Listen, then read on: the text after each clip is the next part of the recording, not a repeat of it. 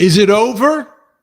Is it over? I mean, the prosecution has rested in the KarenRead case, and I think the question a lot of people are asking is, I mean, did they prove their case? Did they meet their burden? Did they erase any potential reasonable doubt? The defense case has begun. They got the snowplow driver. They got Dr. Dogbite on the stand. They're getting ready to break for lunch any minute. So we are ready to go here. It's a Friday. So that's, of course, it's the Tangent Podcast here on my YouTube channel. I am joined by my co-hosts, Albert H. Wunsch the Third. There he is.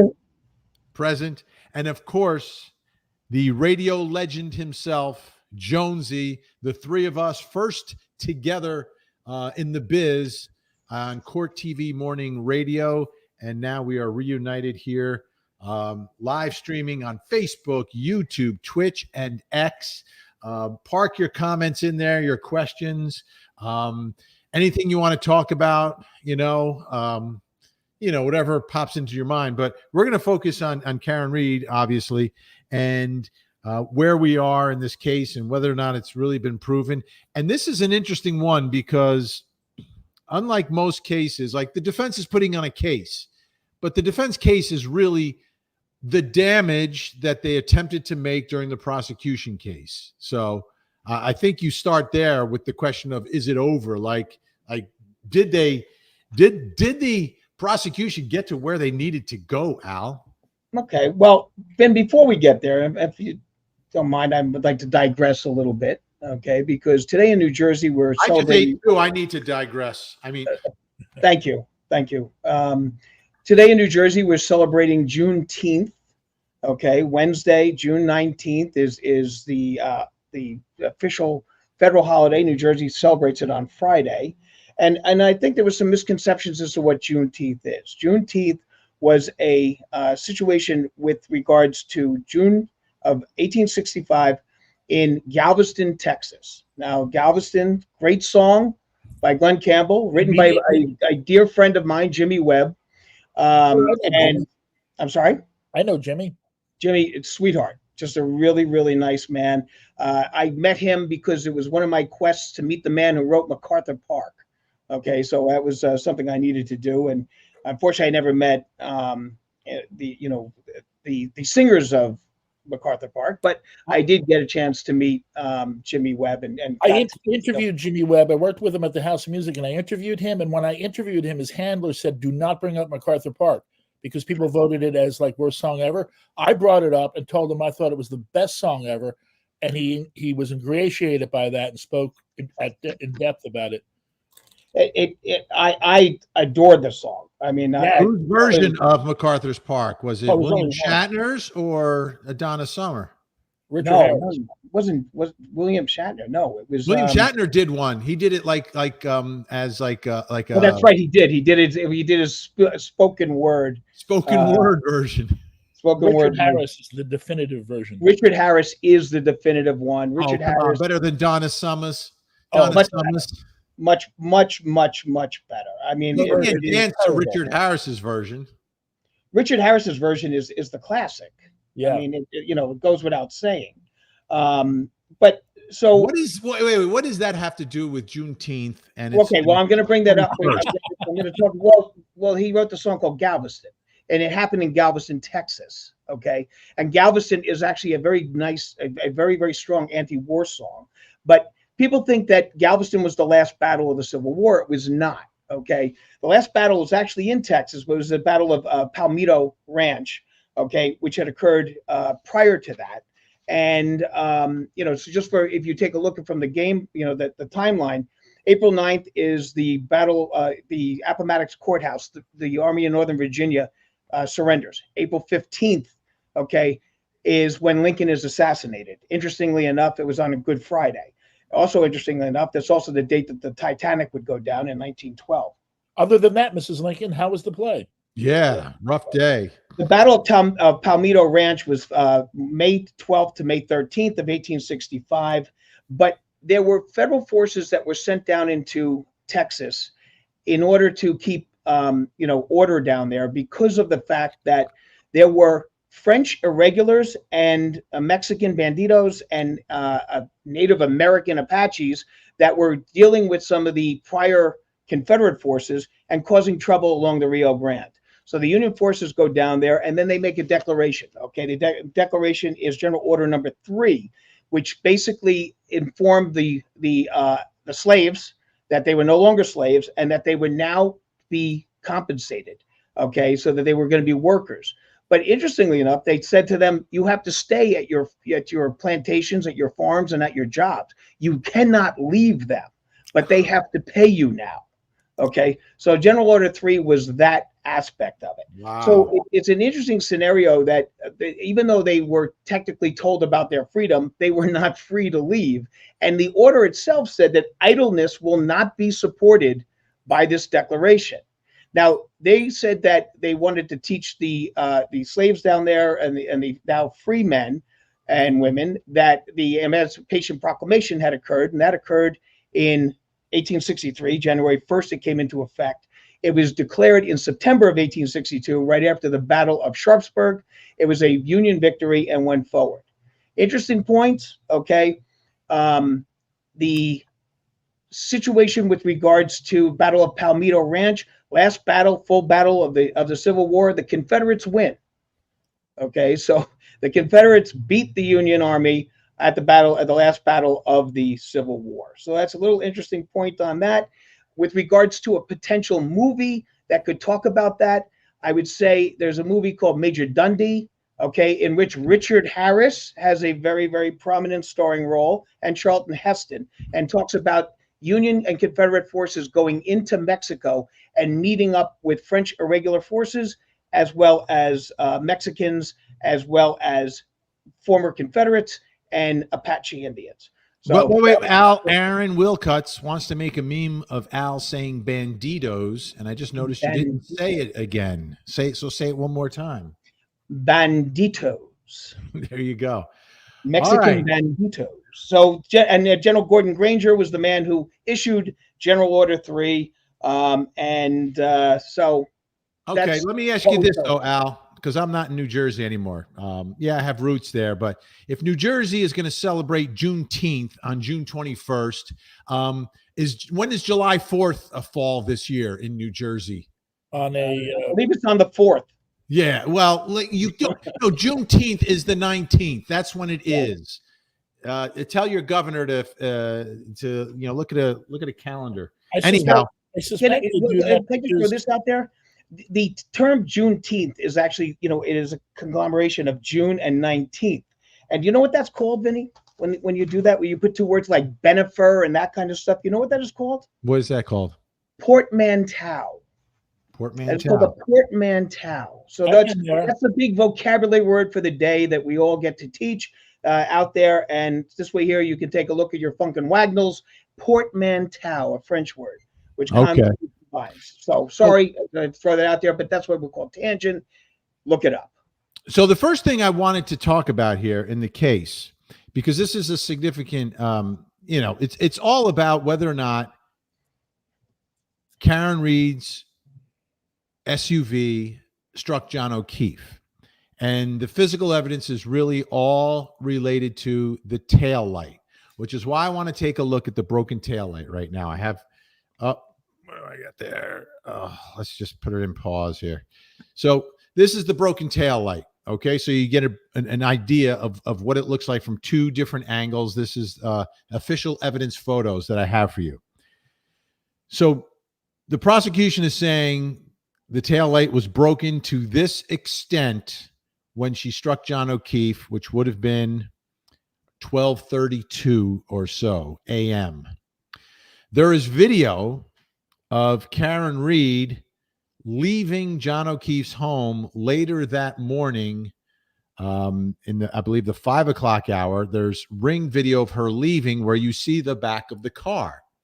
So the question has been, does that video show the broken right tail light as we see it here? Because the defense is alleging that the tail light was cracked because when she backed out of the garage, she tapped John O'Keefe's car, which cracked her tail light.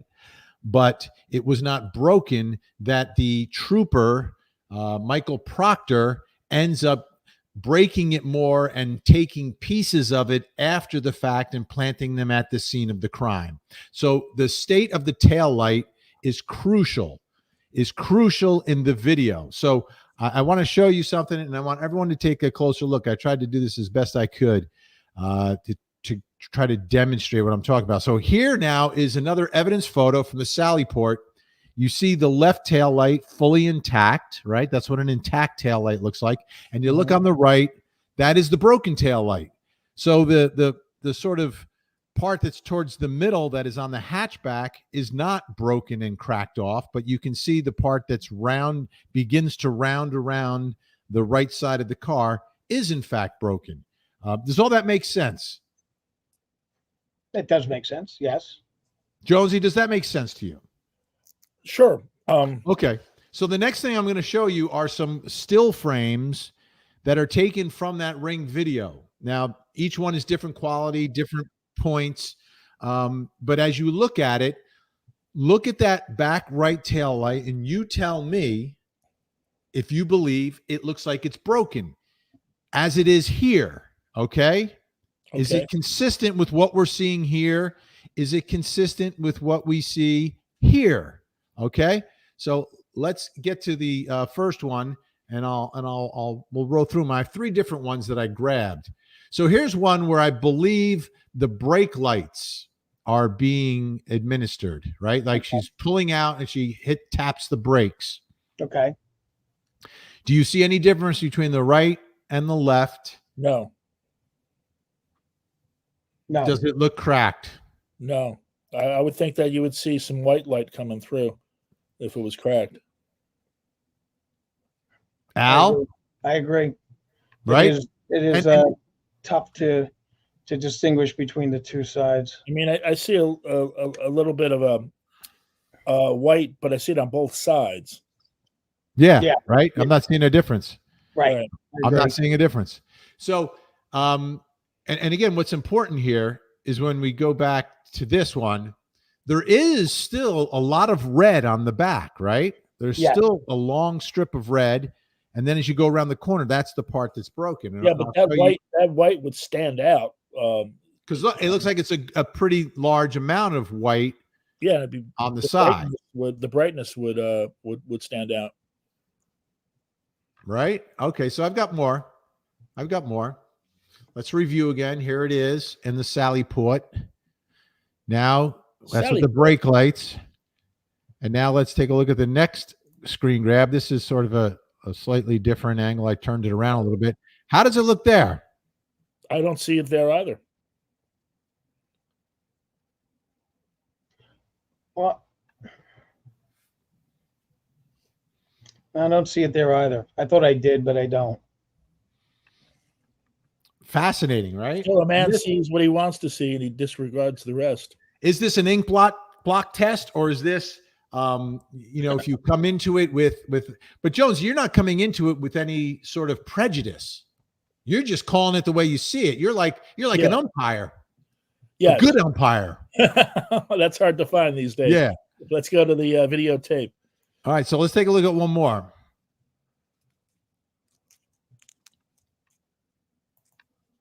How about this viewpoint? I see some white, which is what I expect to see, but I see it throughout both sides, not in the corner that. See a little bit of light in the corner, but I see much more lighter, meaning not red, the color of the reflecting casement. And here's, I think, and I'm looking at some of the comments, I think it would have behooved someone, if before they started taking the whole thing apart, because they took the encasement off, they did all this other stuff to it, that if we would have seen it illuminated, like what it looks like, but we don't. So, what we're doing now is what I suspect jurors may do. Right? Because the defense is obviously going to probably attempt to point them to this video. And This is a case that while you're going to have expert testimony and you have eyewitness testimony, not of the actual alleged crime, but you have eyewitnesses testifying to things. This is the kind of case where it's like common sense. I can figure it out. Show me some pictures. That doesn't make sense to me. Like I could see jurors breaking down a lot of the issues in this case to that level. This being a crucial one. Now I did something else here. Okay. But wait, there's more. Oh, Now what I'm doing, and you'll see in just a second, is doing a top and bottom. Okay. So the top is what it looked like in the Sally Port in evidence. The bottom, now I've tried to line it up a little bit. And does that change your mind? Does that make anything clearer for you? It makes it clearer to me that we don't see a crack. How about that? I mean, like when you look at the part that's missing, that should illuminate much more brightly, because it's just like direct white light. it should also not be red. Yeah. Does the red bleed over the white? Is that possible? I don't know. I wouldn't think so. I think the white would come out like, I'm no expert. I would think the white would come out looking brighter. Well, that distinguishing with the red and the white. Well, obviously there's more red than white, so maybe it does bleed. Maybe it does bleed over. How about this top and bottom? That shot. I think that's a great shot for the defense. For the defense. Yeah. You like that because for the defense? It's from an angle that you should see that crack more easily. Now, what time is that picture taken? What's that? When is that picture? Where did they get that picture? Yeah, these are different screen grabs from that video, zoomed in. Right, okay. Sometimes it's a little more blurry. Sometimes the car's further away, but when you zoom in, you get different perspectives because it's driving away. These are just different times as the car is pulling out of the driveway. And again, all of this is after the alleged striking of John O'Keefe. Yeah. But this is, I'm doing this because I could see jurors, focusing in on something like this. How about this one now?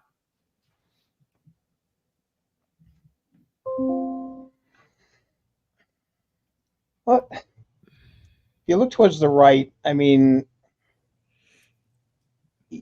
it does look like there is a little more light to the right. It's a little less contained on the right-hand side than it is on the left-hand side. Meaning it's possible there could be some sort of break there. Right, a break there. That's why the only word I could use is bleeding. So it looks like there's bleeding on the right as opposed to the left. The left is much more contained, okay, whereas the right is scattered.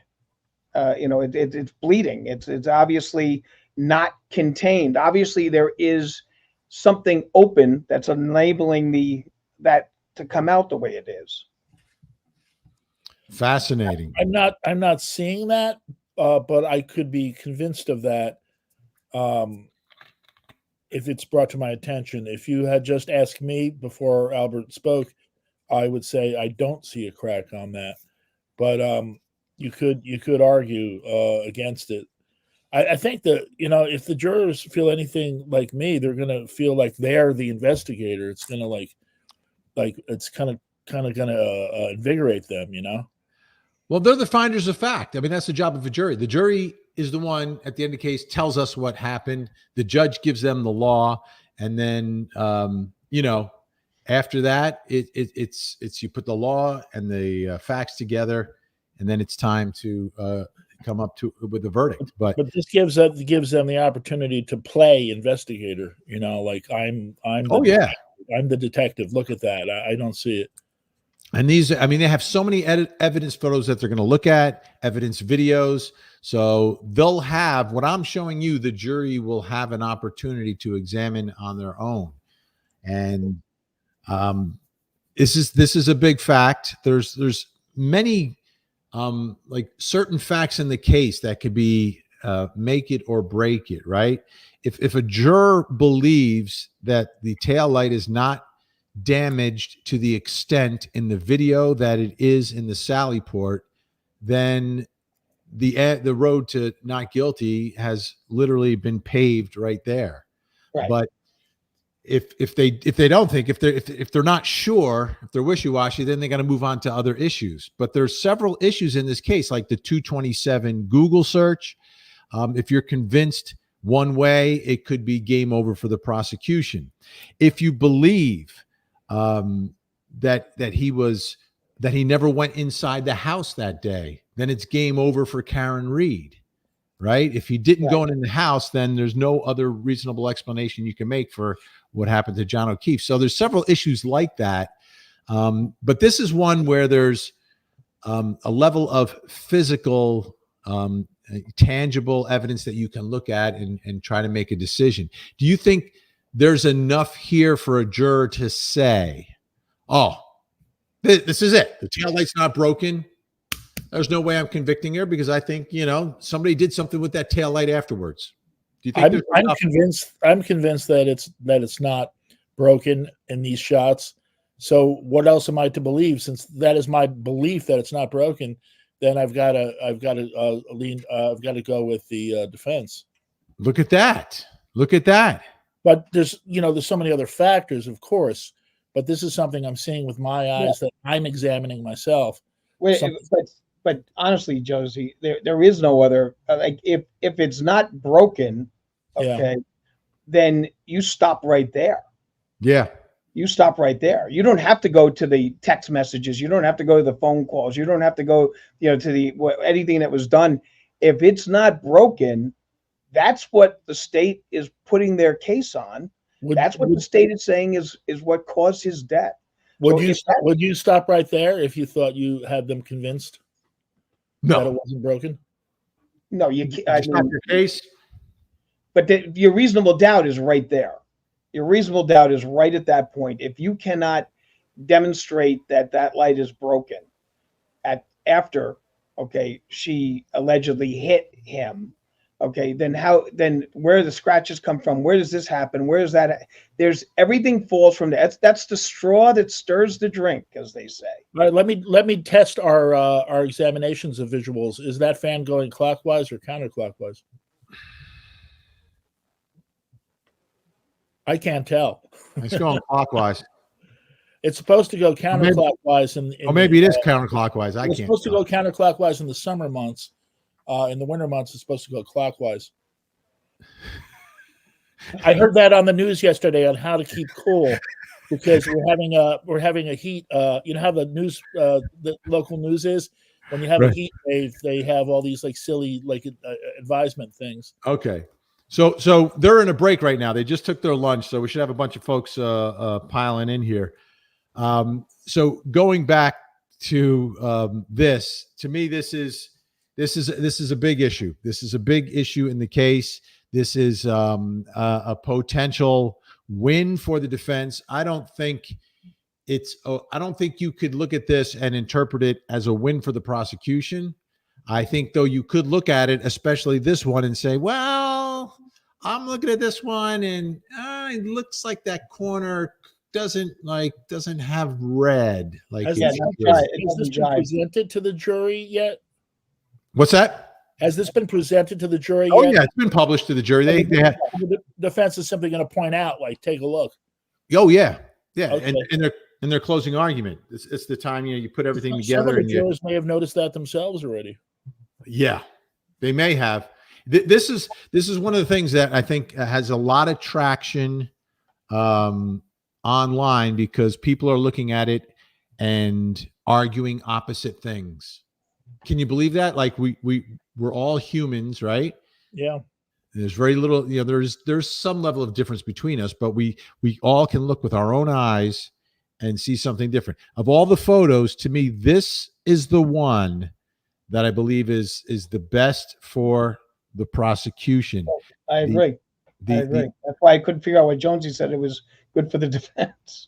I think that is the denouement of that. That's going to help them with regards to the way they set the story up. Now this one's interesting because this one I believe is when the brakes are tapped. So if the brakes are tapped, everything gets brighter. The white would get brighter, but the red would get brighter as well. Well, wait a minute. You're saying this is good for the prosecution that we not this one. No, not this one. The other one. The other one with the bleeding. I'm trying to understand the difference in how we're looking at them, right? Yeah, but I'm not seeing that bleeding the way you are. I'm seeing bleeding on both sides. Okay. Maybe a tad little but that could be a camera angle. That's the other thing. Like you're right. The camera angle is significant in how you're seeing it. Like the picture on top is flush, right? The camera is behind. You get a very even thing. This camera is not. It's closer to the right taillight than the left, so everything is shot on somewhat of an angle as she's leaving. Okay. So here, this is interesting from Catherine. Because Lexus has lights on the mirrors also, and that pic is off to the right, has lights on the mirrors. The Lexus has lights on the mirrors, which is interesting. Right. Well, the lights on the mirror, you meaning like when there's a car passing you or something like that? Because I have that on my mirrors. There's like a triangle, that will show you that there's a car to your right or a car to your left. Is that what she means by lights on the mirrors? Yeah. Well, yeah. And I think also maybe braking lights. Do you have braking lights on? Yeah. The other thing is also, you said about the fact that if you hit the brakes, obviously the rear tail lights get brighter. Everything gets brighter. Right. But also if you hit your hazards, same thing. Mm-hmm. And, and maybe, like, especially I know that if you're driving slow in a blizzard, you may put your hazards on because that's an easier thing for a car to see. The lights are flashing. Right. So she doesn't have her hazards on. But yeah, no, I know, but I'm just saying that hazards is another way that these lights come up, because if I have a guy tailgating me, what I end up doing is I'll hit my hazard lights so it looks like I'm braking so that they brake. Road rage is his middle name, folks. It's not road rage. It's the opposite. You're diffusing my point. That's right. I'm trying to alleviate road rage. I don't want to meet with this person. So I hit the brake. I hit that. Makes it look like my brakes. And you got to see the guy hit brakes real quick. Now, do you have another button there where you can release oil slicks behind you? Yes. Yes. Have you, I assume you guys have had this experience. I've had it a couple of times. Somebody who is angry on the road, for whatever reason, who slams on the brakes in front of you, thus forcing you to slam on the brakes. And I always thought that was the craziest move, because you're trying to mess with me, but if I fail to react fast enough, you're the one who's getting hit. Yeah. Well, here's the thing. Okay, you'll see in individuals that are like escaping from a armed robbery or something along those lines, and they have a cop car behind them. They'll hit the brakes so that the cop car hits them from the rear, and then the airbags deploy. Yeah, that's a big right out of the chase. That was a big thing in Newark, New Jersey, when there was a rash of car thieves. They would take them on a chase and they'd slam on the brakes and deploy their airbags. Exactly. Melly is with us, obviously. Happy Friday, wonderful viewers. Chat, hello. Vinny, Al, and Jonesy. Lots of hearts for everybody. Yeah, Melly, Frankie Figs, and Frankie Figs. Gen X, always keeping law and order in our chat. Yes. I like Frankie Figs' handle. It seems like a mob name. I love it. Yeah, Frankie Figs. Get it? Yeah. Let's see. So I wanted to do one other thing here for you guys, because I did it yesterday for myself, but I'm interested in your reactions. So the prosecution's at the end of his case, and they rested today. And at the end of your case, I'm a former prosecutor. Al prosecutes. At the end of your case, you want to put like an exclamation point. You want to finish big with your best evidence, because it's going to be the stuff that's most recent in the jurors' minds. Like, you think back to the beginning of this case, like, what did those EMS workers say? I can't remember. It was like winter back then, and now it's summer. So I want to play for you part of their big finish from yesterday. Are you guys ready? Now, a warning. I have to do the warning. If there's any children anywhere nearby, please have them use their earmuffs or have them out of the room, because it's going to be some salty Massachusetts language. Salty. A little Ooh, salty. Like Here we go.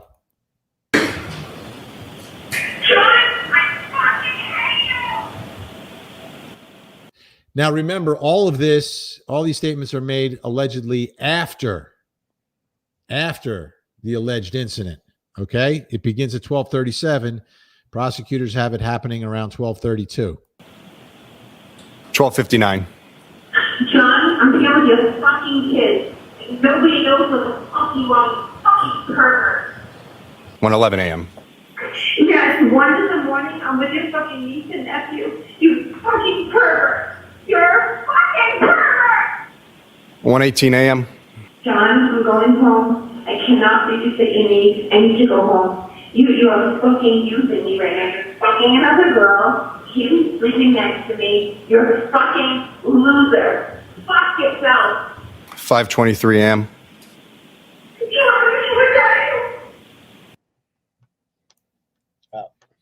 Okay. I got to tell you, this confuses me more than anything. Okay, because if I did not want to get caught, okay, after I killed this individual, the last thing I'm going to be doing is leaving messages that make it sound like I want to kill him.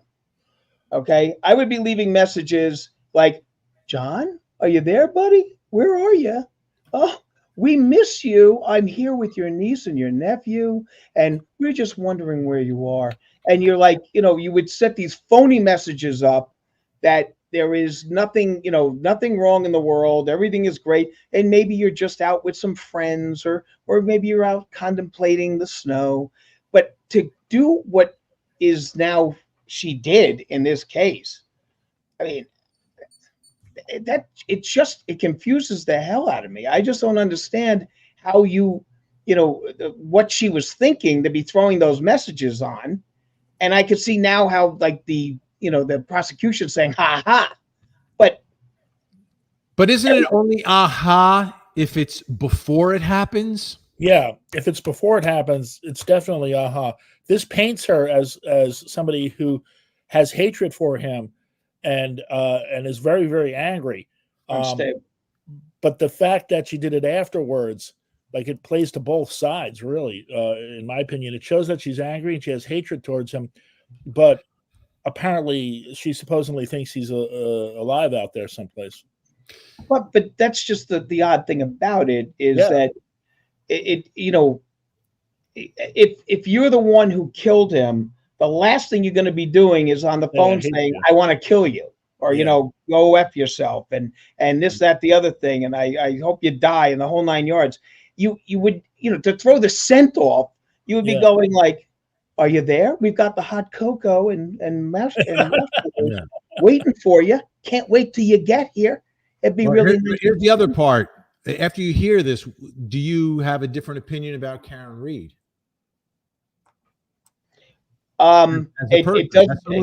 Does this make her look more capable of committing the act? Yes, it does. In that respect, it does. It also, but, like, once again, who's, they always tell you that, anyone who's involved in a crime always does something to give it away. There's no such thing as the perfect crime. But this is just, it's way beyond the pale. And for her to have those messages on there like that, in my, I could take it from the standpoint of defense going, listen, she didn't know where he was. She didn't know he was dead. She had no idea what was going on. She thought he was with another girl. Yeah, and maybe that's what the situation. situation. All right. So Jonesy, I'm going to add another little factoid here.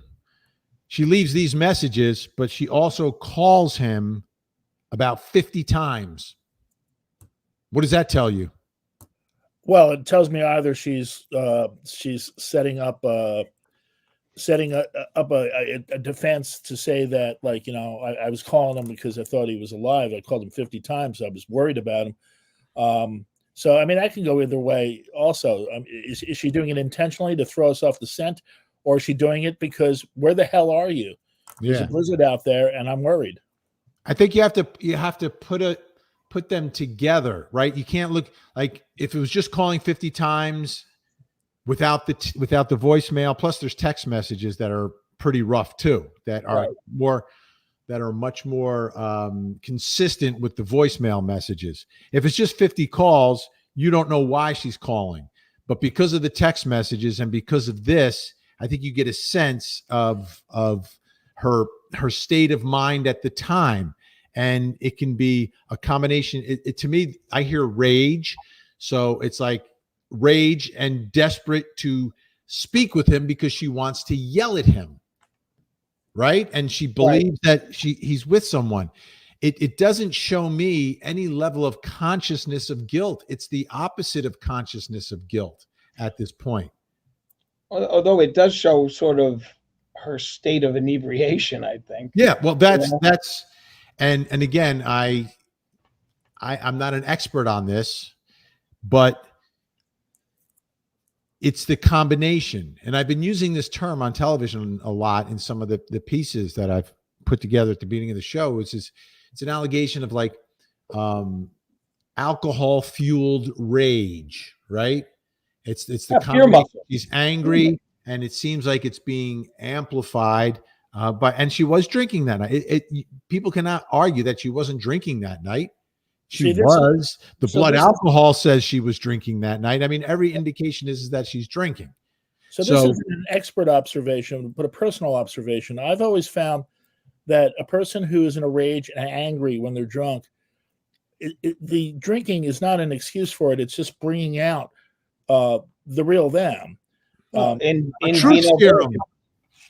In vino veritas, as they say. Yes, in vino veritas. But I mean, it's.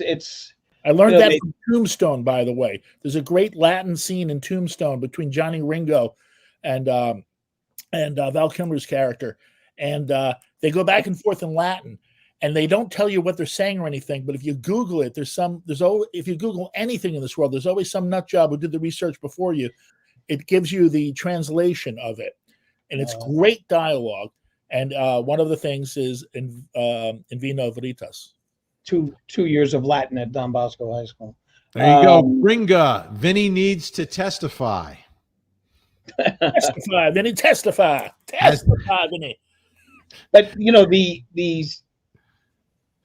I always enjoyed like prosecution of cases where there was an allegation of alcohol use, because I would always say to the jury, you know, there's proof and then there's 80 proof, and you know that would be.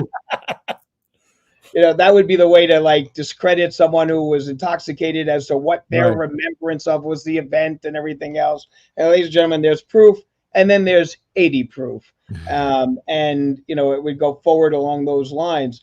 But you get to the feeling that she can be very, very, very full of rage and hate if she wants to, and she can turn it on and leave it on. Okay, because those calls don't get any better. She hasn't gotten to that point where she hit the apex and now starts coming down, and it's just like, I just want to know where you are. I just, we need not you. part of it. No, that's not part of it, which is very unique. Anger. Troll Ballerina. Hey, Vinny and the boys, great show from Iceland. Ooh, how about that? Iceland. Now, by the way, Troll Ballerina. We'll be covering, and we're going to do it on the Tangent podcast at some point. But we have a case involving a ballerina who is a defendant. Yes. It's the so-called Black Swan case that we're covering. But it doesn't include the sugar cubes from Iceland. Hold me closer, tiny dancer. Kerry says, if I was a juror, I'd be so lost. Reasonable doubt. There is currently not a single piece of evidence or testimony presented that doesn't have a very large shadow of doubt over it. There's 3 sets of people here. They're the ones who are dug in on she did it. This is a bunch of malarkey. There's a larger faction of Karen Read supporters who are dug in, and then there are some folks in the middle. And I think that's where Kerry might be right now. She's the one in the middle. And if a juror is lost, that at the end of the day, that's going to equal not guilty. You don't go from lost to guilty. The interesting thing is, you can get, like, I look at it from the standpoint of how the defense presents their case as to whether or not they have that same feeling that, Kerry has. Okay. Because if I think that the jury is completely lost, and I think that there is there's a ton of shadows of doubt on every piece of evidence that's in, I'm not going to be making a big case with regards to saying to give the opportunity for the state to rehabilitate. Because keep this in mind, folks, the defense gets done and then the state gets a chance to go back again, okay, and take apart what they did.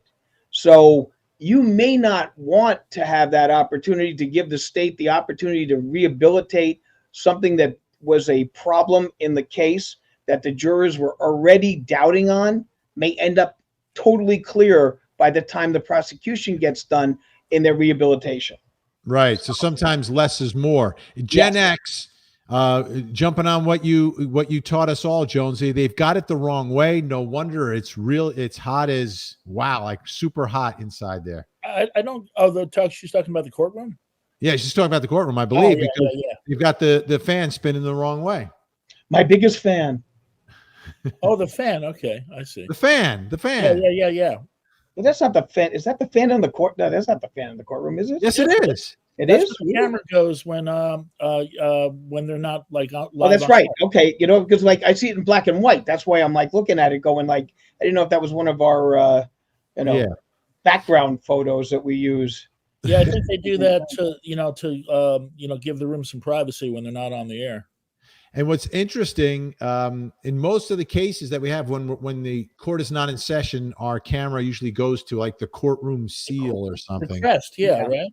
Yeah, but in this one, straight up to the fan, which is this is behind the scenes, man. It's like inside baseball. This is what Vinny's looking at when you're watching a commercial. Yep. So here we got this from Thunder Road Queen. Vinny, I respect your analysis, but this time you were wrong. Dr. Russell was awesome on the stand. That's Dr. Dogbite. Yeah. So Thunder Road Queen on one of my last streams was after the voir dire of Dr. Russell. Russell is a great name for a Dr. Dogbite. Yeah. and she was fumbling and bumbling, and she came into court today and stepped up a lot better than she did during her voir dire or voir dire when the jury wasn't there. So in the eyes of the jury, a Thunder Road Queen, I stand corrected. Yes, she did a much better job after fumbling through the voir dire of the initial testimony that she gave. So, if I get something wrong, I'm not afraid to admit it. As I would say, take my hand. We're running through the night to case the promised land. Okay, on Thunder Road, right over there. Thunder Road. Okay, Rachel Stark. Hey, Vinny, end the tangents. I struggle with the justice system due to jury misconduct. Whoa. In your honest opinion, okay, what percentage of jurors do you think take the oath seriously? 100% and not look up anything. You served recently. Yeah, and I took the oath seriously myself as a juror. I took my oath very seriously. It was a quick case. Al, especially in today's world, I think yesterday's world would have been a little easier. Today's world with phones, like anything you want to know, you can attempt to find within seconds at your fingertips. Do you still trust jurors? I actually do. And I will tell you that I think in most instances the jurors get it right. That doesn't mean I haven't been disappointed. That doesn't mean that I did not agree or disagree or whatever with what they did. But I do think the jurors take it seriously. I do think they do. I think that and I also think the jurors take it so seriously that if somebody was doing that, was looking up things or something along those lines, they would report that, which they should be doing. And So happened I- in this case, we believe. And- We and- believe it may and- have happened in this case. Someone may have been knocked. It happened in a case I had on a malpractice case where they were looking up videos of me performing at a comedy club where I was the host. Were they laughing? Well, I found out from the bailiff that some found me to be very funny and some found me to be rather disgusting. So it was kind of nice. It's sort of like being at my house. Is that allowed? Because I'm not looking up something that has to do with the case itself. No, it's not allowed. It was not allowed. One of the jurors recognized me because I used to host a show that was on it was on a cable station that you had to hook your TV up to your toaster in order to get. Wometco Home Theater, Channel 68. That came out from Rascals, and I was the host. It was a Tuesday night show, and he recognized me, and he said, I know this guy. He was a comedian somewhere." And then I got yelled at by the judge because I didn't bring that up when I introduced myself to the to the jury panel. You can't bring up everything. You were also a host on the Joey Reynolds radio show. I mean, You've got to tell the jurors that you're a clown, that you're like, What am I ladies and gentlemen of the jury. Do I amuse you? Hey, You know? Albert, I've seen that show because I remember the famous Rascals logo behind it. Yep. So I've actually In my office, you'll see pictures of me with that stripe behind me. I hosted that show, and that Tuesday night show is what brought Sam Kinison for the first time in New Jersey.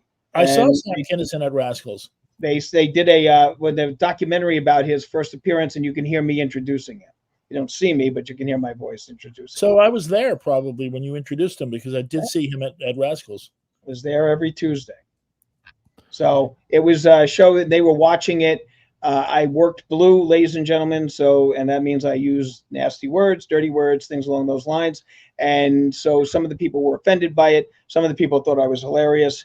And I was the one that ended up getting in trouble. So go right from there. But I do think jurors take things seriously in most instances. I don't think that they do anything that they're told not to do. I think they have a very, very dear respect for the process and for what the judge tells them. And that's the other thing I think that, no matter what defense say, no matter what the prosecution says, the one person that they never doubt is the judge. So that's I think you're right. I trust the jury because I've seen in so many of these high profile cases where the questions they ask, you speak with them afterwards, you get to know them a little bit, and you understand the seriousness with which they approached all this in wanting to get it right. They want to get it right. And I think there's a real bond that forms between the judge and the jury, right? So the judge is the one's like, "Hey, I'm on your side, folks. I'm here. I'm going to help you. I'm going to walk you through all of this." And it's the judge who has to question them. So I feel like there would be a sense of guilt for a juror if they were doing something against the orders of the judge, who's sort of, that's a close relationship, a judge and a jury. The judge, and you look at that judge like, "All right, judge, we know you're in charge. You say it, we do it. You want us to jump, just tell us how high." And that was the feeling I got in jury duty as well, that, the judge is in charge. The judge is on the bench. The bench is the highest point in the courtroom. So it's just clear. And if the judge is doing the right thing and instructing the jurors every day not to do this, and then ask them first thing in the morning, "Did anyone do this?" They have to answer the questions. And I don't think they want to come in there and lie to the judge. So that's my take on it. The way you describe it sounds like you revert back to the feeling you had in elementary school, like the teacher and good behavior and all that and doing the right thing. Exactly. There's always that class clown, right, Albert? Now, Yes. we did have it. We did have a situation where a juror got bounced for looking something up during the Scott Peterson case. Yes, I remember that. And it's not that that does happen. But, I agree with you, Vinny. And as I said before, that the judge considers the jury the judge's jury. It's her jury or his jury. And they it's like they're very proud of the jurors because these are people that are giving of themselves, giving up of their time to do something that is, the cornerstone of our legal system. And they treat them very special, and they are very, very close to them. And so I don't think a juror I think it's like almost disappointing your mother. You don't want to do that. Okay. You don't want to disappoint the judge. You want to be able to say, I did it the right way, and be able to keep your head held high and things along those lines. So Beth is writing about the scratches and punctures on John's arm, and we've talked about this before. I'm just trying to track down a picture of John's arm. So how big of do you think this could be a game over, one of these game over issues? Like if a juror looks at that arm and says, no, that's not from a car. Here's the backing into the vehicle. No, it's not. That's not a car. That is clearly from a dog. Is that game over for prosecutors? Okay, but here's the problem. There's no dog DNA on the body. So that in and of itself, you could get up there and the interesting thing about experts are supposed to be there to aid, because the expert didn't witness it. All the expert is coming in, taking a look at what they've been giving as evidence and go forward, and they say this. And the first question I would ask the dog lady, as I would say, listen, if a dog attacked me, would there be dog DNA on my body? On the areas where he scratched me or she scratched me or it bit me or anything along those lines, would there be residual DNA on my body? The defense would be objection beyond the scope of her expertise. And the thing is that at that point, even if there is an objection, the fact that there is no dog DNA is enough. And that's already a fact. So like, that's going to be enough to give the jury that, well, then why did we waste our time listening to this lady? Yeah. And if the dog DNA was there, different ball. But the defense would be jumping up and down about right, it. exactly. Right? And that's the problem with this. Look, I agree that those scratches and stuff or that those marks are a little peculiar for a taillight, okay, or something along those lines. But if there's no dog DNA and what they do, scrape wash the body clean and then put it out there in the snow to protect the dog. I mean, it doesn't make any sense. You can't have a scenario where there is a dog attack on a body and there's no dog DNA. Makes no sense. Here's a question from Carla Crosby, Jonesy. Who is ready for the Karen Read Lifetime movie? And my follow-up to that, obviously, is I hope she gets better treatment than a Lifetime movie, because I'm not a fan of those. The Burning Bed, starring Roger. Who plays Karen Read? That's not going to be in Lifetime. But who's going to play Karen Read? Oh my! Who do you cast as Karen Read? Sandra Bullock. Oh, you know what? She's not going to do Lifetime, but that would be a good casting. That would work for me. Well, Sandra Bullock's too big. Well, she's not going to do Lifetime, but she could play the part. But everybody talks about her being attractive and all this stuff. Sandra Bullock, Oh, Sandra Bullock is beautiful. But I mean she's a big woman. I mean, I don't mean that in a bad way. I'm just saying that she's not, she's a big boned and everything else. And Karen Read is a little more petite than that. Well, you cast her with large people. You know what? Wait, Sandra Bullock is like, she's big. Yeah. I never got that. You see her in what's the movie where she played Miss Congeniality? The undercover cop that ended up having to go to the Miss USA pageant or something. Miss Congeniality. Yes, for Congeniality, correct. I mean, she's a big girl. And she's tall. She's whatchamacallit? She's very well proportioned and beautiful. But I mean, she's not. Karen Read looks a little like whatchamacallit? Ray Romano's wife in Everything About Raymond. Yeah, something. I mean, but I mean, Ray. Hey, Ray. Jude is sending her love. Hey, Jude. Hey, Jude. Hey, Jude. Don't make it sad. Take a sad song and make it better. All right, DR, the doctor says her voicemails do not prove anything. Some women are cray-cray and do this all the time. I've had that. Oh, do tell, Jonesy. Yeah, Jonesy. That's why don't I doubt that? Okay, so I had a girlfriend. She became a live-in girlfriend, my only live-in girlfriend ever once, and she would start on you and arguing with you to the point where it'd be late at night, and I would actually fall asleep, and then I would wake up, and she'd still be like hollering and talking at me, and I didn't even hear a word she said because I was just exhausted. And so I used to call myself a nut magnet. Because the type of ladies who went for old Jonesy were a little touched upstairs, I think. And selective deafness. That's kind of nice too. Okay, straightforward. If I were a guy, I wouldn't date her. Yeah, those phone messages would lead me to believe that's not in anyone's best health. Is to be dealing with that situation. It brings a little excitement into your life.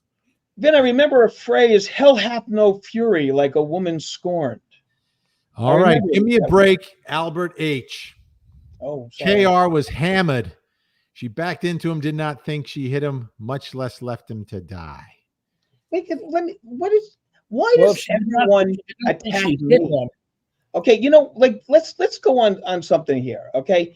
The comments from the last show attacked me personally, went after me on every trait that I have, my weight, my lack of intelligence, this, that, the other way I talk, the Jersey accent, attacking me to no end, right? And that was just one viewer. And that was my mother. But the other situation is this, and here you have these people that are saying, yeah, now they got mad at me because of an opinion I had with regards to some evidence that has been evidence, right? And there's evidence that goes both ways. This is evidence, and these people have no stake in the game. They have no irons in the fire. They're not related to her or anything along those lines. One viewing of me has caused them to spew out this venom. So then how do you not understand Proctor's situation, where a brother police officer is killed, and why he might be a little nasty with regards to what's going on there as to the person that he believed killed him, excuse me. Well, sadly, the type of person who's going to attack you in a social media realm is often the type of person who feels as though, as a public figure, they have a right to say anything they want about you. And it is mind-boggling sometimes. Some of the things people will say in an email to me at the radio station that they would never say to my face. Well, I see Laura Dixon says, I like you, Val, and I know Jennifer Sube likes me, and I really do appreciate all those nice comments, and that's very nice. Let me ask you guys this: sock in a sock, or sock in a shoe, or sock in a sock, shoe in a shoe? Sock, shoe, shoe. Yeah, sock, shoe, shoe. Although Archie Bunker said that, he couldn't understand how Mike would put one sock in a shoe, then another sock in a shoe, and he'd say, well, if there's a fire, we got to rush out of here. You've only got your feet in two socks, whereas I can hop. I can hop around and stay dry. Yeah. Sherry Wilson, I had trained Belgium Malinois. He bit a guy delivering horse feed. That is exactly what the bite looks like. I think the dog attacked him. He went down on the fire hydrant, head injury. By the way, that episode of All in the Family is when they were locked in the basement of the bar together and couldn't get out and had to huddle for warmth. Shabuti. Shabuti. Yeah, Shabuti. Sue Ford, gentlemen, if the ME doesn't know how he died and the trooper reconstructionist really doesn't know what happened to John, how can you convict? This is a great point, right? So That's an excellent point. You know, two places where you want to get this: the weakness of the accident reconstructionist for the Commonwealth cannot be understated. Okay, he was not ready for prime time. You're going to have much better experts, not paid by the defense, paid by the federal government from their investigation, who will be testifying for the defense. So they're going to win that one battle for sure, and that one battle may be enough. That one battle may be enough. I think that's an Achilles heel here for Lally and the prosecution. But I want to go over something that happened right after the prosecution rests. There's always the motion for judgment of acquittal, right? Right. And in that you get like a sort of a preview of the closing arguments to a certain extent. Right. And the defense was arguing this is just a circumstantial case and you can't trust the trooper reconstructionist. It was, all this, et cetera. Right. And then the prosecutor came back and just went through each piece of evidence that he believed, supported what his allegations are here. But my first line responding to that would have been, at least to the judge and likely to the jury as well, is this is not a circumstantial case, ladies and gentlemen. This is not there is circumstantial evidence in this case, but this is not merely a circumstantial case based on the wait, let me put on my prosecutor's hat to do this. Okay. Oh, props. I love props. Ladies and gentlemen of the jury. Oh, nice. This is not merely a circumstantial case. Now, Mr. Allen Hollywood Jackson can jump up and down inside this courtroom and say that we only presented circumstantial evidence that you can't trust. And yes, there is circumstantial evidence, but yes, you can trust it. But this, ladies and gentlemen, is not a circumstantial case. We have direct evidence of what happened here. And that direct evidence, ladies and gentlemen, came straight from the mouth of that woman right there, the defendant, who confessed. Nobody framed this woman.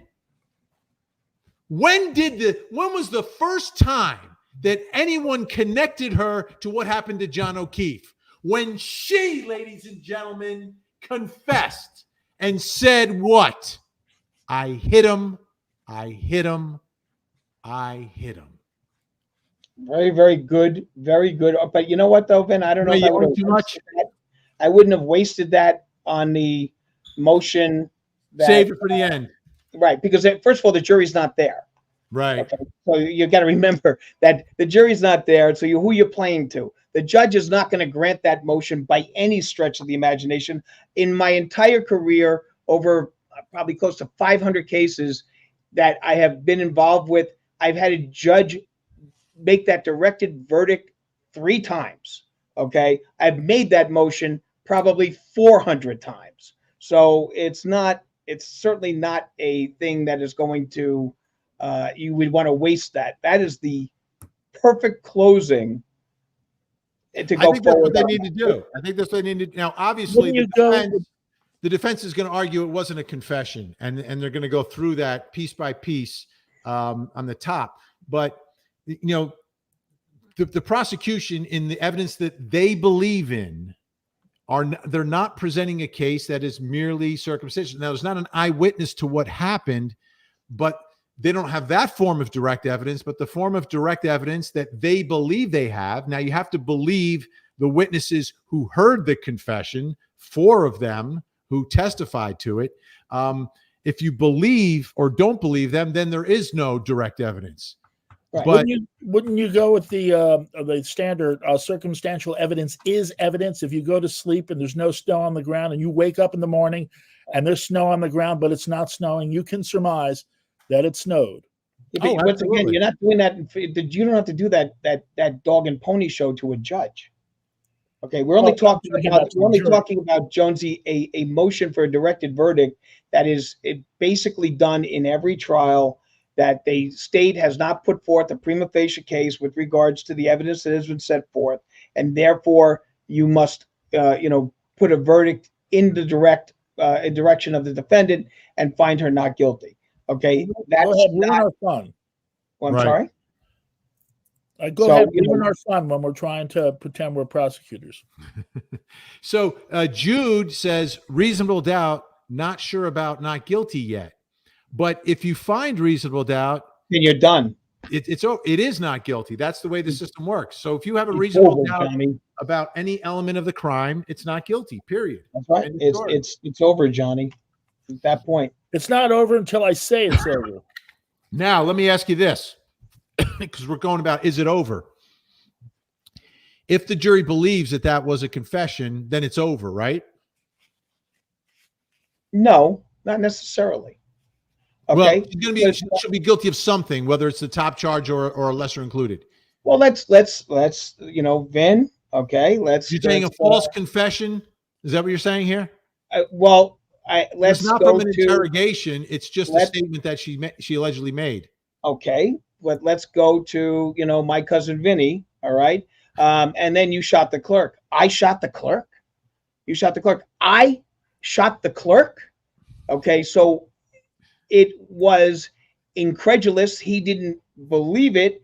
I mean, it was like a question, like he's like saying, looking at the sheriff and saying, I can't, you're saying I shot the clerk. And when the sheriff got on the stand, and what did he say with reference to that? He said, I shot the clerk. And then what else? He repeated it. I shot the clerk. Doesn't talk about the inflection, doesn't talk about the fact that it was a surprised, response to something that the sheriff had said.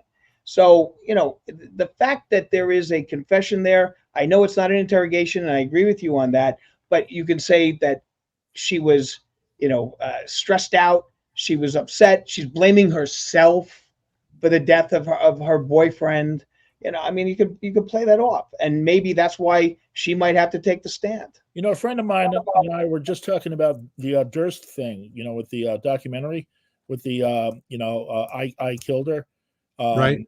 And I killed them all. That was my take on it. Like, have you ever muttered like, I could kill him, kind of thing.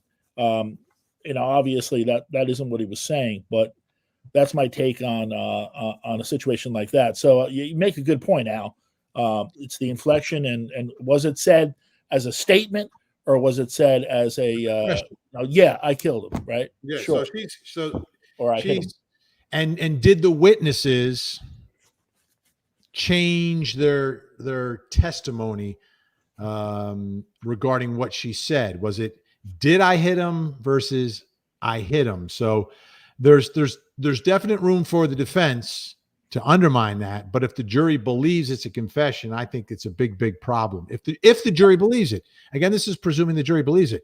Now, this is interesting from Antoinette. And Jones, you just mentioned the Durst trial. What's fascinating is there's a connection between the Durst trial and this trial. Is there? And I just heard it yesterday in court. And it's also connected to this statement.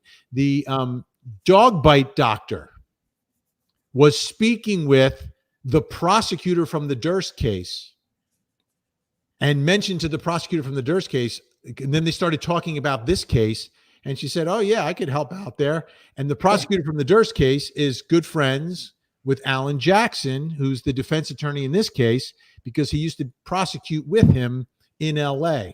So that's the connection. Now, Antoinette said, if he was dead in the snow, if animals smell dead body, they will start chewing on it. So Antoinette is explaining how, even if you believe the arm, like I think I've got some marks on my arm still. Do I still have them? You guys see those? Your frame's too small. Yeah, you do. Yeah. Have you been a bad boy, Vinny? Those are baseball injuries. Oh. Don't ask. Did you win? No. So What do you think about this? Is it possible? And I think if the jury believes that those are dog marks, I think it's over. It's over. I don't think a jury will necessarily believe that he could have been struck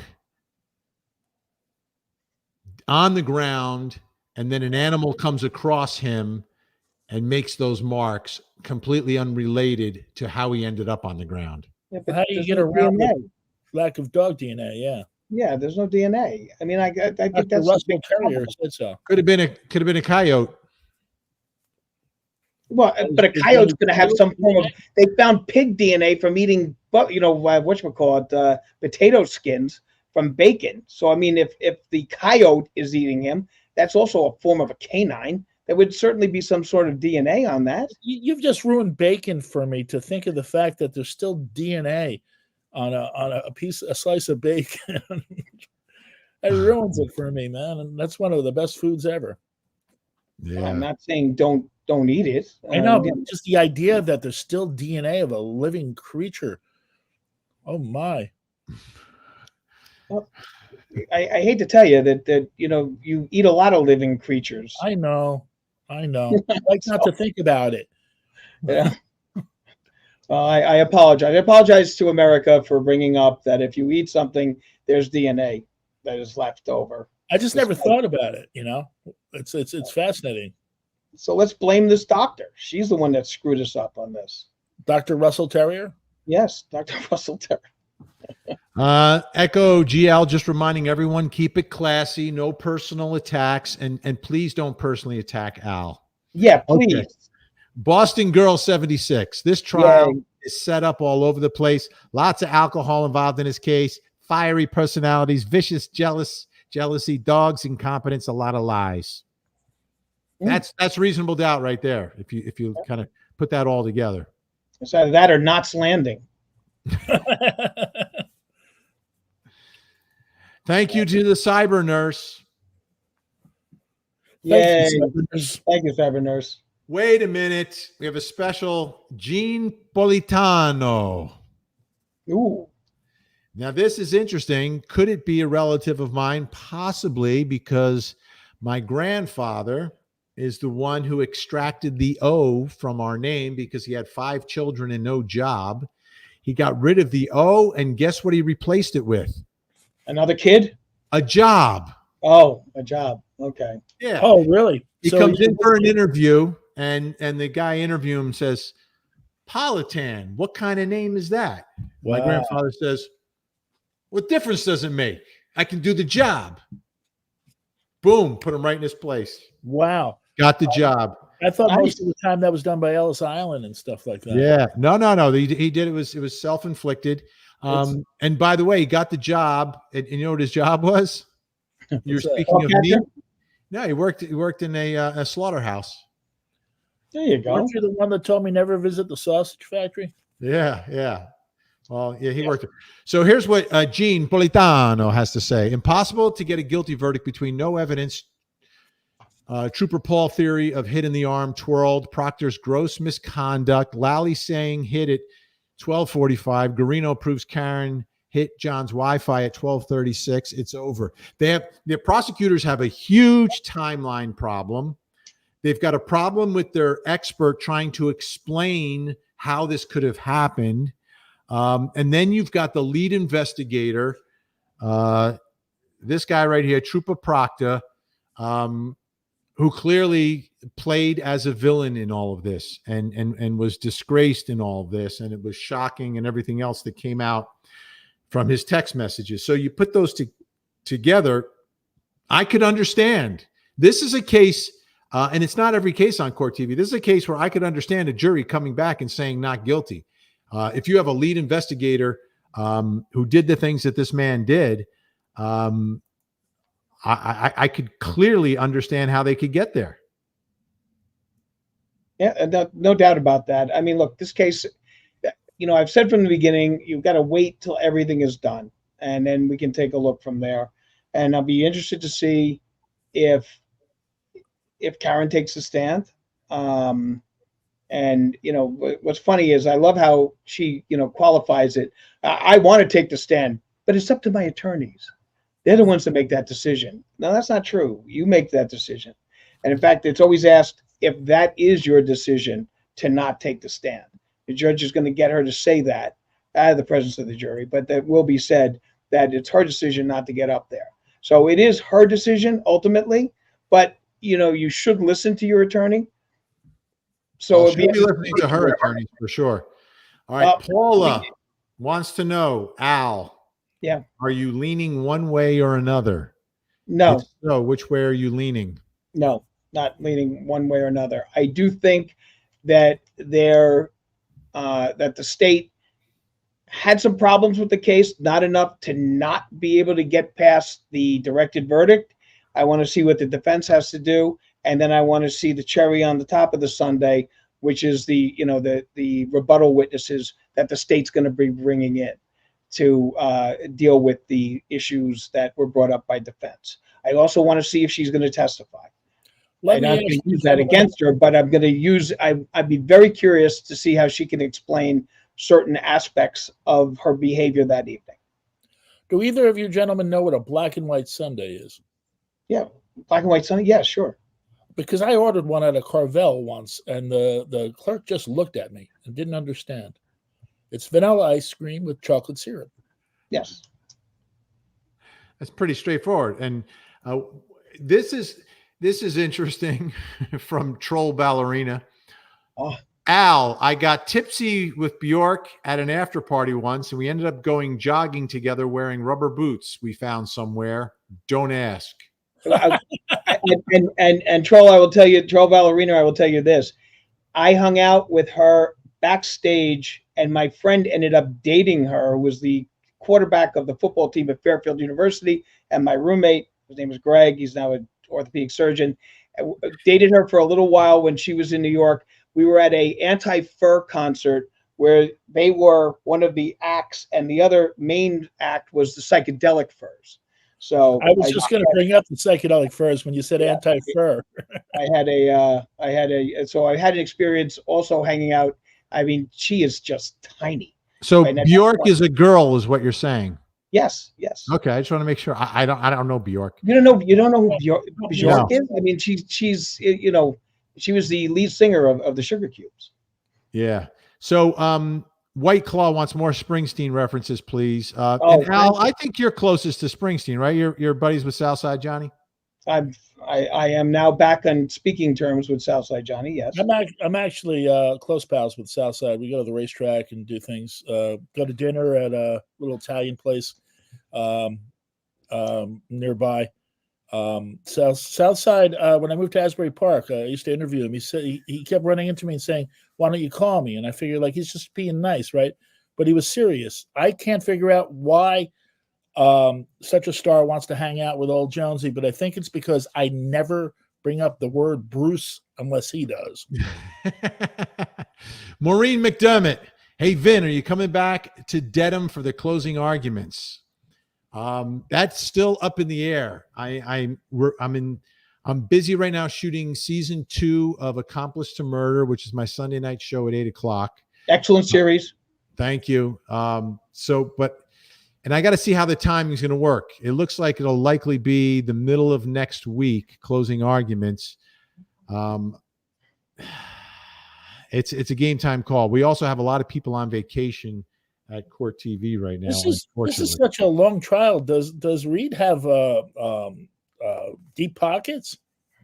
Well, I think she's also getting some support. But yeah. No, she was a professor. She's a professional. Her parents are professionals. Still, she's got siblings. You know, you got to fly your attorney in from LA. Yeah, it gets expensive. That's expensive. Absolutely. But what else are you going to spend your money on? You know, this is when you don't get cheap. Yeah. When the rest of your the freedom for the rest, literally the rest of your life is at stake. That's not when you pinch pennies. Right. So penny wise, pound foolish is probably the better way of expressing it. You don't go looking for a lawyer with a Groupon certificate. Right. What is it they say? Everybody hates a lawyer until you need one. Yeah, that's true.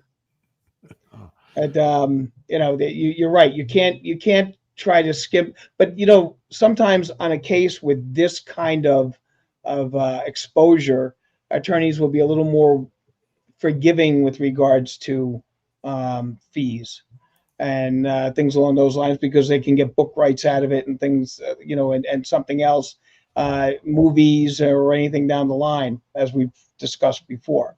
But I do remember that they used. I remember a number of years ago that Jacoby and Myers actually had a satellite office in Montgomery Ward. So, you figure you're up for manslaughter. Let's go down to Montgomery Ward. We'll get a lawyer and maybe pick up some socks and some underwear while we're there. I mean, could you imagine picking out your lawyer at Montgomery Ward? Unbelievable. Happy Friday to Greenwool Witch, Cyber Nurse. Why didn't they compare the GPS of the house guests with John's to see who might have been with John when he was injured? That's another great point. We're not learning where everyone was, and that, I think, is a problem. And when this type of information is not presented to the jury, it doesn't help prosecutors. It's a great point. All right, we got that. I wanted to just get a couple more quickies because then we've got to jump in a couple minutes here. Christopher Thomas, hey, we all realize that Lucky was lied on in the report by who, and this dog DNF stuff is bull. They said they swabbed the shirt. They didn't even give the shirt, and who knows if it was swabbed. Be real. So Christopher not trusting investigators in this case. And, after the lead investigator testified the way he did, you have a right to not trust the investigation.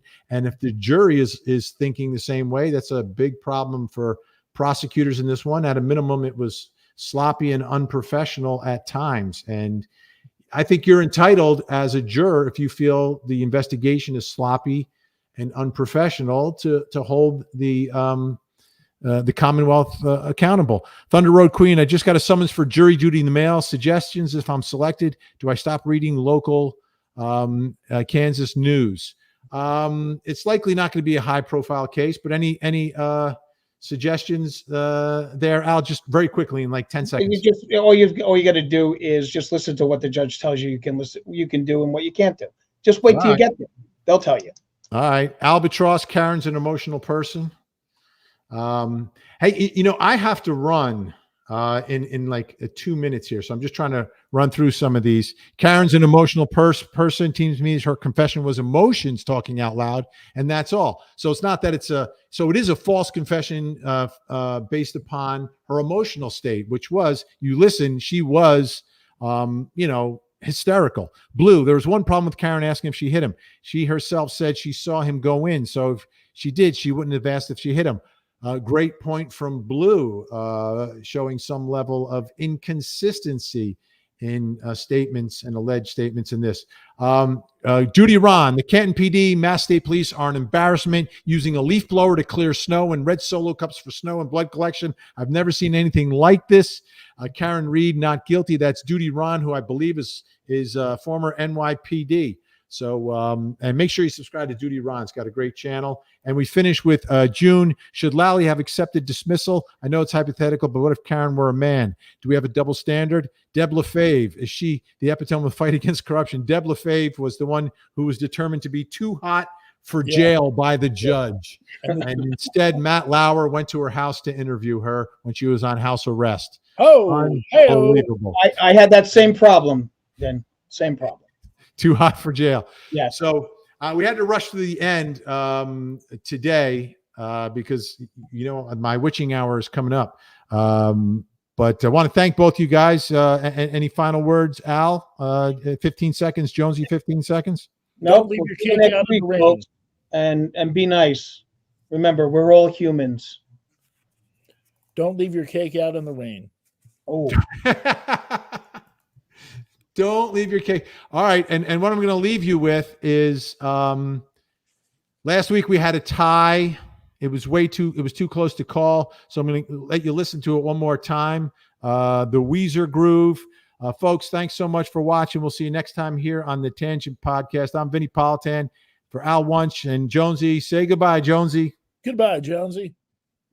The tangents. true crime podcast.